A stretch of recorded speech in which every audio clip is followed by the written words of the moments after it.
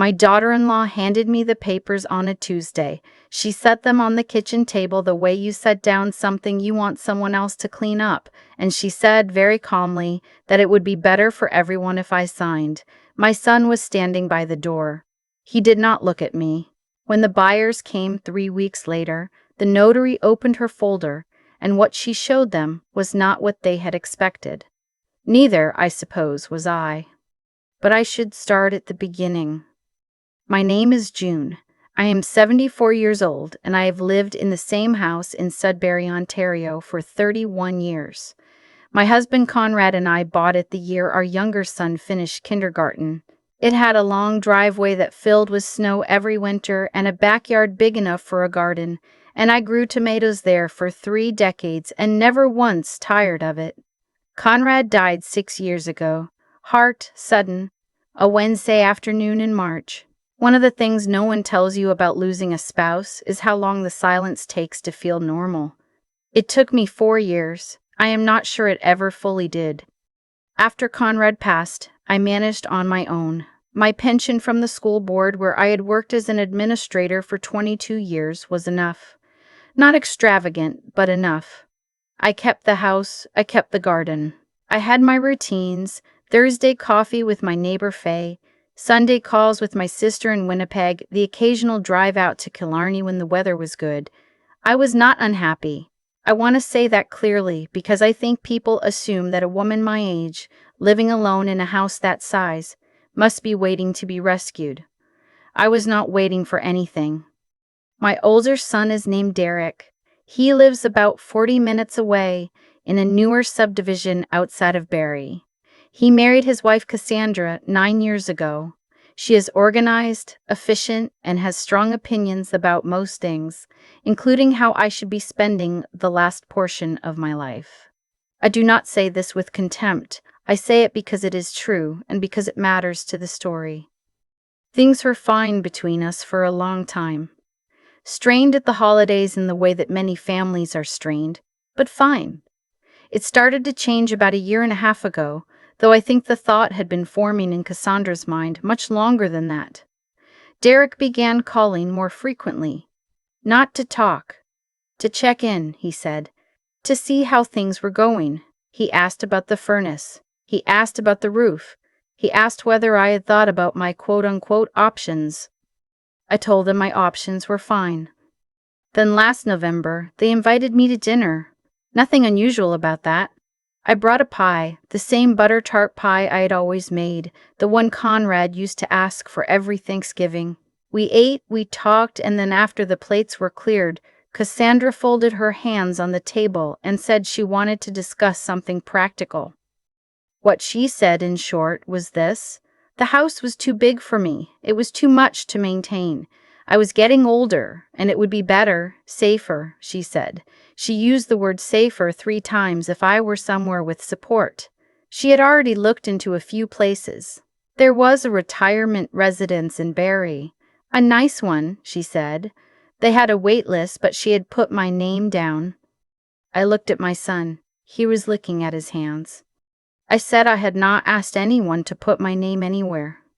She said she understood that, but that it was important to plan ahead and that the house was, frankly, worth quite a lot now, and that it didn't make sense to leave that kind of money sitting there when I could be using it to fund a more comfortable arrangement. She said the word comfortable the way people say it when they mean something else entirely. I drove home that night, and I sat in my kitchen, and I drank a cup of tea, and I looked at the walls of this house that Conrad and I had built a life inside of, and I did not cry. I was past the point of crying about this. I was at the point of thinking. They came back to it in December. Derek called and said they had found a buyer who was interested in the property if I decided to list in the spring. He said this casually, the way you mention weather, and I felt something go very still inside of me, not anger, stillness, the kind that comes before a decision. I did not say much on that call. I said I would think about it, and I did. I thought about it very carefully. The week after Christmas, I called a lawyer. Her name is Patricia, and she had been recommended to me by Faye's sister who had gone through a similar situation some years back. I made the appointment myself, I drove myself there, and I walked in and sat down and told her everything from the beginning. She listened without interrupting. When I finished, she was quiet for a moment, the way people are when they are actually considering what you said, rather than preparing what to say next. Then she asked me a few questions. Did I have a will? Yes. Did I have a power of attorney in place? Yes, and Derek was named. Did I have any cognitive concerns, anything a doctor had flagged? No. Was I being pressured to make decisions I did not want to make? I thought about that one for a moment. I said, not pressured exactly, but moved toward, steadily and persistently moved toward. She nodded. She said that while Derek's talk of arrangements and logistics carried no legal weight whatsoever, no one could force me to sell my home. That did not mean simply refusing was my only option. In fact, she said, leaning forward slightly, refusing might not even be my best one. She explained what a discretionary trust was. She explained what it meant to change the named executor of my estate. She explained what it meant, in practical terms, to restructure the ownership of certain assets in a way that was entirely legal, entirely my right, and entirely invisible, until the moment it needed to be visible. I listened very carefully. Then I asked her how long it would take. She said, if we start today, about 6 weeks. I said, let's start today. I want to be honest about what those 6 weeks were like, because I think people imagine that doing something like this feels dramatic. It did not. It felt methodical. Patricia's office was on a quiet street downtown, the kind of street with parking meters and a deli on the corner, and I went there 3 times in those weeks. We reviewed documents. We made changes. I signed things, the right things, the things I chose to sign. In between appointments, I went home and made dinner, and called my sister and watered my plants, and I did not tell anyone what I was doing because it was none of anyone's business. My sister knew something was happening. She called me one Sunday in January and said I sounded different. I asked her how. She said, like yourself, but more so. I took that as a good sign. In February, Derek called again. The prospective buyer was still interested. Would I consider meeting with a real estate agent, just to get a sense of the value? I said I would. The agent came on a Thursday. She was professional and kind, and she walked through the house taking notes, and she told me what comparable properties in the area had sold for recently. My house, she said, would likely list somewhere between $460,000 and $490,000, depending on the market timing. She said this was a very good number. I thanked her and showed her out and called Patricia that afternoon. We were ready. What Derek and Cassandra did not know, what they had not thought to ask about, perhaps because they had assumed the answer, was that the house, while still in my name, was no longer structured the way it had always been. 3 weeks earlier, Patricia had helped me establish a family trust. The beneficiary of that trust was not Derek. It was my younger son Liam, who lives in Halifax, and who has never once asked me about my plans, or my property, or my options, who calls every couple of weeks just to hear how I am doing, who drove up last August and spent 4 days helping me restain the back deck without being asked. The trust also named, in a secondary capacity, a scholarship fund at Laurentian University that Conrad had always spoken about wanting to create and never had. I also updated my power of attorney. Patricia recommended someone independent, a trust company affiliated with her firm, and I made that change quietly and without fanfare. I did not cancel the sale. That was the part that required the most steadiness of nerve, if I am being truthful. I let it proceed. I let Derek schedule the closing. I even, when they asked if I was sure, said yes, I was sure. The closing was on a Friday in March. Patricia was there, which Derek found slightly odd. He asked if that was necessary. I said I like to have my lawyer present for large transactions. He did not push it. The buyers were a young couple from Toronto, relocating for work. They were excited. The wife kept looking at the kitchen windows and saying she could already imagine a table there. I liked her very much. I hoped they would be happy in the house. When the notary opened the closing documents, there was a pause. A longer pause than Derek had expected. He looked across the table at the notary, and then at Patricia, and then at me. The house had sold. The money was real. But the proceeds of the sale, by the terms I had put in place, flowed directly into the family trust. Not to me, in any form that Derek could access or redirect. Not to any account he was associated with or had any authority over. Into the trust, administered by Patricia's firm, for Liam, for the scholarship, for the purposes I had decided on by myself, in my own time, with my own mind fully intact. Cassandra said, "What is this?" I said, "It's called a trust. It's a fairly common estate planning tool." She said, "That's not, you said you were selling the house." I said, "I did sell the house. I just sold it on my terms." Derek was very quiet. He looked the way people look when they realize they had been planning around an assumption that turned out not to be true, and that the error was entirely their own. I did not feel satisfaction exactly. I felt something quieter than that. Something close to peace.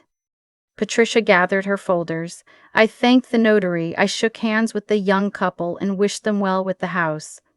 Outside, in the parking lot, Derek said my name. He said, "Mom." I turned around. He said, "Why didn't you just talk to me?"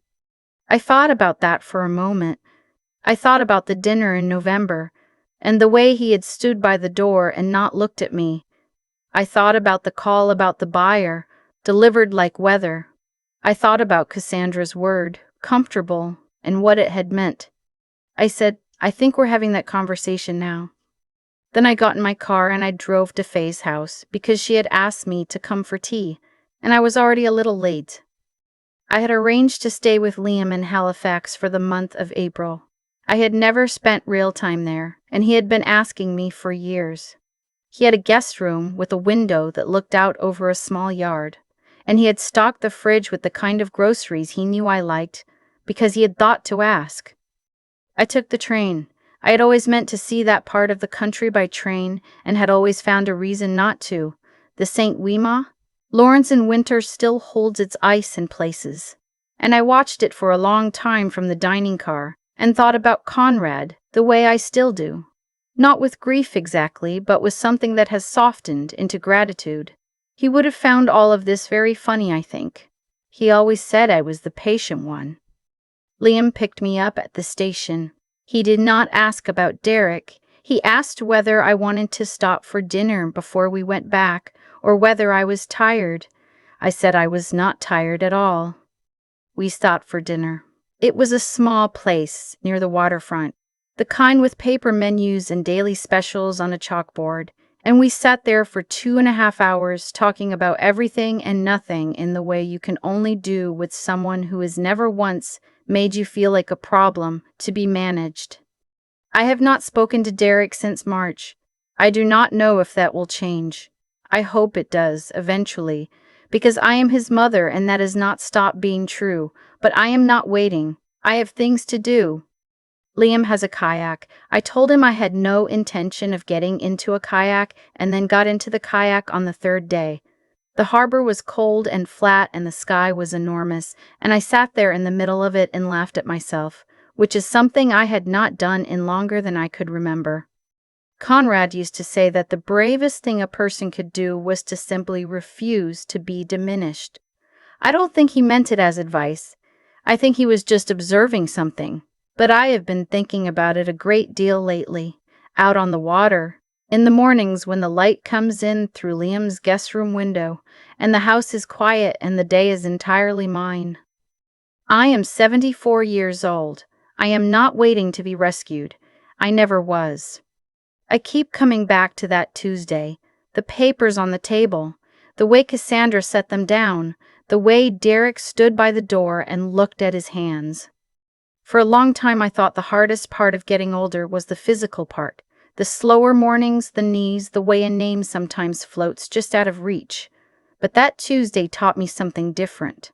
The hardest part is the moment someone you love looks at you and sees a problem to be solved rather than a person to be heard.